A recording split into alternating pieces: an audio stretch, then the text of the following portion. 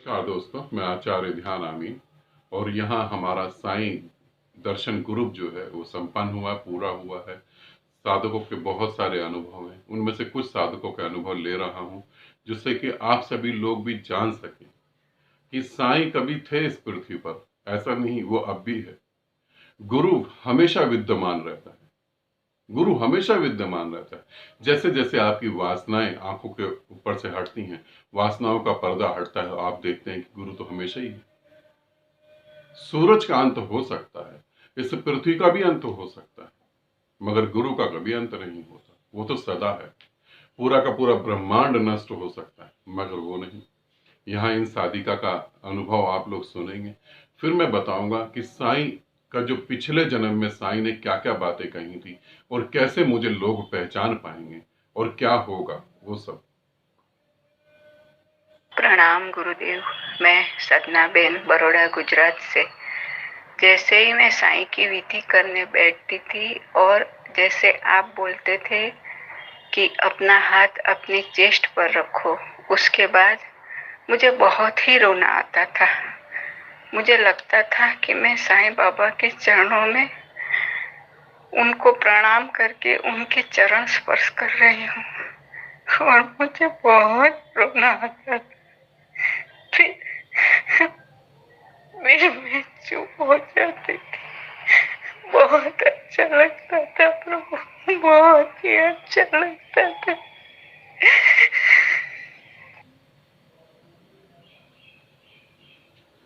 और जो आपके साथ घट रहा है वो बिल्कुल सत्य है। कैसे? बहुत गहरा रहस्य है। इसको कुछ लोग अंधविश्वास भी समझ सकते हैं, मगर जब जिसके साथ घटता है उसे ही पता लगता है।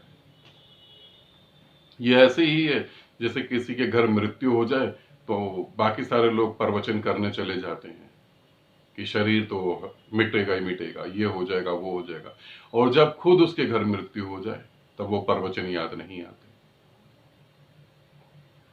ऐसे ही है, जिसके साथ घटती है भक्ति वही जानता है कि भक्ति का मतलब क्या होता है। दूसरों के लिए तो वो अंधविश्वास और पागलपन है।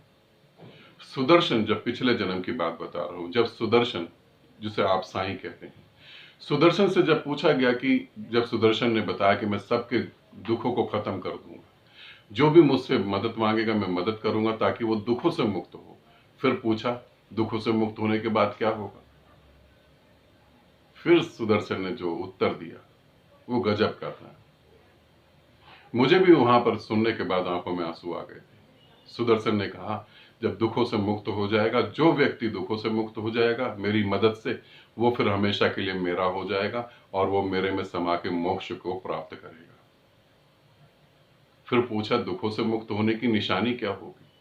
साईं ने बोला कि सारी वासनाएं जो है हृदय से ही उठती हैं। मैं पहले हृदय को पवित्र करूंगा। मेरी शरण में जो आएगा उसकी भूख पैसे की होगी, उसकी भूख मान सम्मान की होगी, उसकी भूख बच्चे की, शादी की, जो भी उसकी भूखें होंगी, जो भी उसकी इच्छाएं होंगी, होंगी तो हृदय से ही ना। हृदय पवित्र हो गया तो परमात्मा के दर्शन हो गए। हृदय पवित्र हो गया तो वो मेरे में समा जाएगा। साईं ने कहा पहले तो मैं हृदय पवित्र करूंगा, और पवित्र होने का मतलब ही ये है कि जो मेरी शरण में आएगा अपनी आंख के आंसुओं से वो अपने सारे पाप कर्मों को धो देगा और वो शुद्ध होकर मेरे में समा जाएगा। तो मैं यहाँ जो कहना चाहता हूं, जो उन्होंने आज से कई सौ साल पहले बोला, वो घटित हो रहा है। आप धन्य हैं, आपने जो ध्यान करा इसके लिए बहुत बहुत धन्यवाद। क्योंकि जब आदमी के भीतर से प्रेम की तरंग उठती तो ऐसा नहीं होता वही पवित्र होता है, पूरा वातावरण पवित्र होता है। तो साईं का आशीर्वाद आपको मिला और आपके हृदय से जो आंसू निकले वो उसका प्रूफ है, वो उसका प्रमाण है कि सच में साईं ने आपको आशीर्वाद दिया और प्रेम करा। और आप बता रहे हैं कि आप उसके चरणों में महसूस करते हैं, ये सत्य है। आप उसके चरणों में हैं, बिल्कुल हैं। ठीक है, आनंदित रहें, सदा खुश रहें। बहुत बहुत प्रेम आप।